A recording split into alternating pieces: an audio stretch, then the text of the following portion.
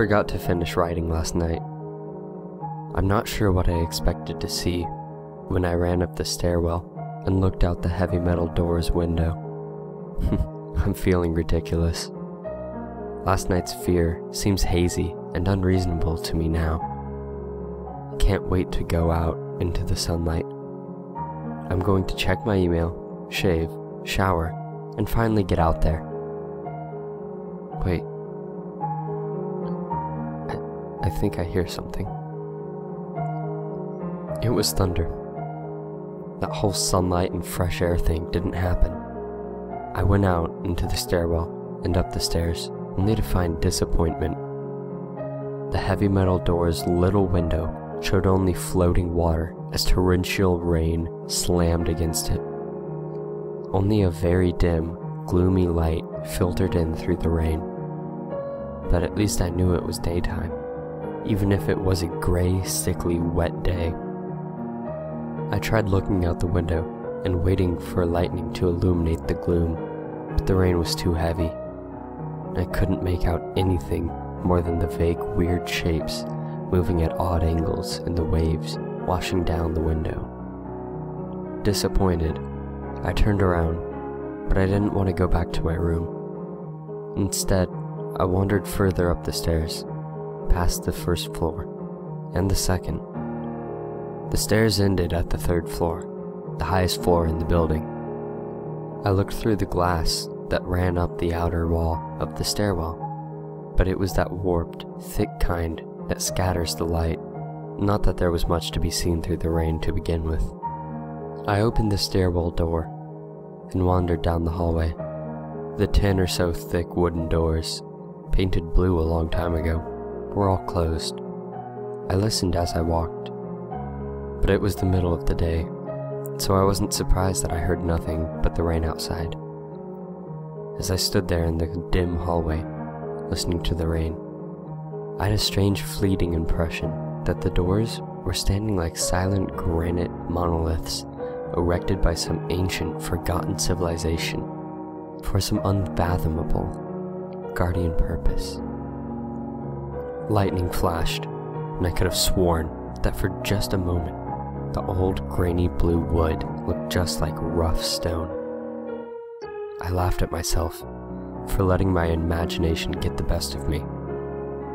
But then it occurred to me that the dim gloom and lightning must mean there was a window somewhere in the hallway.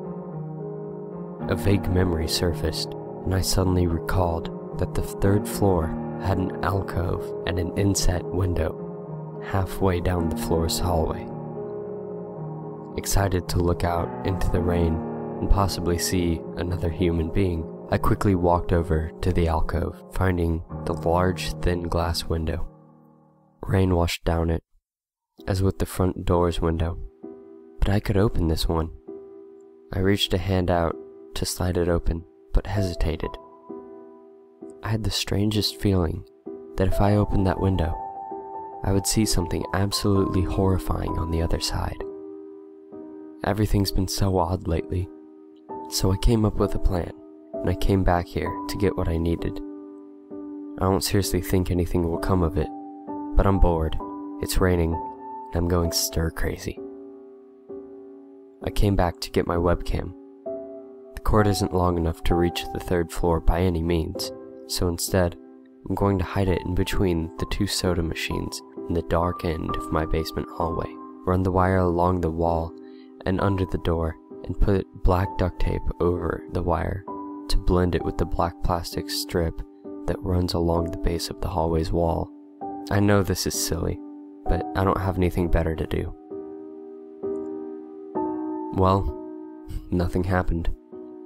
I propped open the hallway to stairwell door, steeled myself, then flung the heavy front door wide open and ran like hell down the stairs to my room and slammed the door.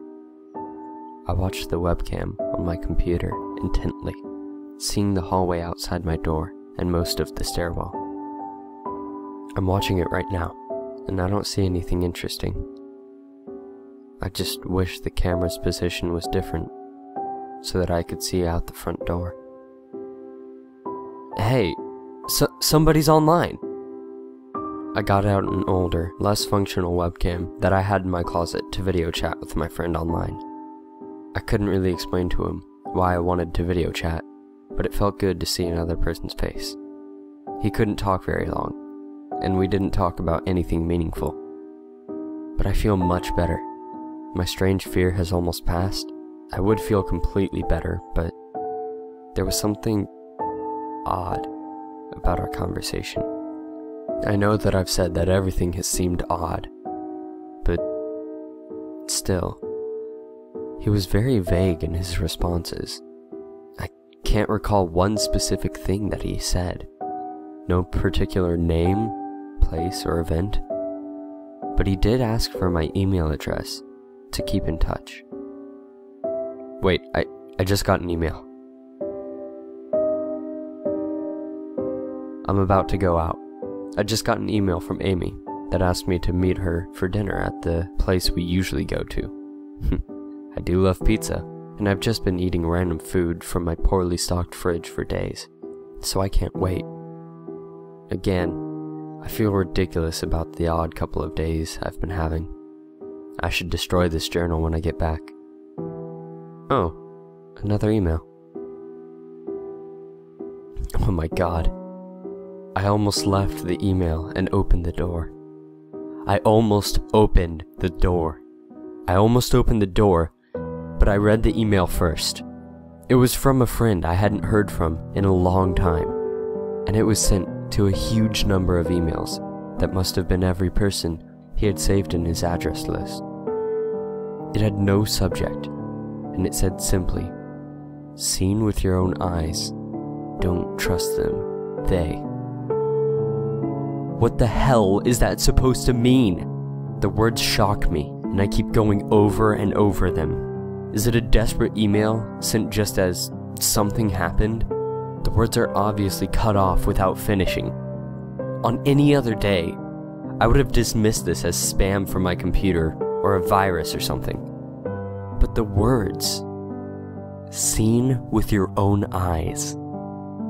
I can't help but read over this and think back on the last few days and realize I've not seen another person with my own eyes or talked to another person face to face. The webcam conversation with my friend was so strange, so vague, so eerie. Now that I think about it, was it eerie?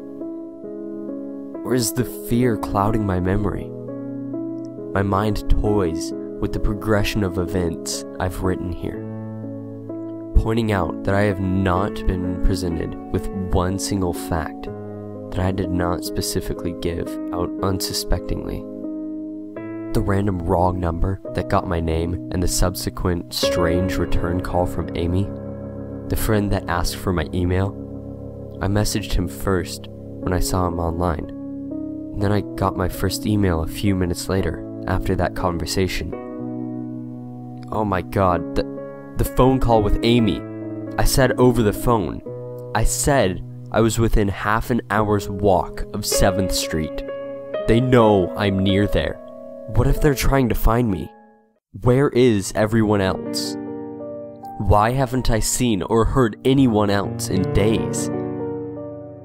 No, this is crazy. This is absolutely crazy. I need to calm down. This madness needs to end. I don't know what to think.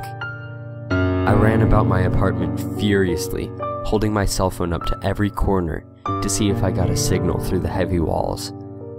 Finally, in the tiny bathroom, near one ceiling corner, I got a single bar. Holding my phone there, I sent a text message to every number in my list. Not wanting to betray anything about my unfounded fears, I simply sent, "You seen anyone face to face lately?" At that point, I just wanted any reply back. I didn't care what the reply was, or if I embarrassed myself. I tried to call someone a few times, but I couldn't get my head up high enough. And if I brought my cell phone down even an inch, it lost signal. Then I remembered the computer, and rushed over to it, instant messaging everyone online. Most were idle or away from their computer. Nobody responded. My messages grew more frantic, and I started telling people where I was and to stop by in person for a host of barely passable reasons. I didn't care about anything by that point. I just needed to see another person. I also tore apart my apartment, looking for something that I might have missed. Some way to contact another human being without opening the door. I know it's crazy. I know it's unfounded. But what if? What if? I just need to be sure. I taped the phone to the ceiling, just in case.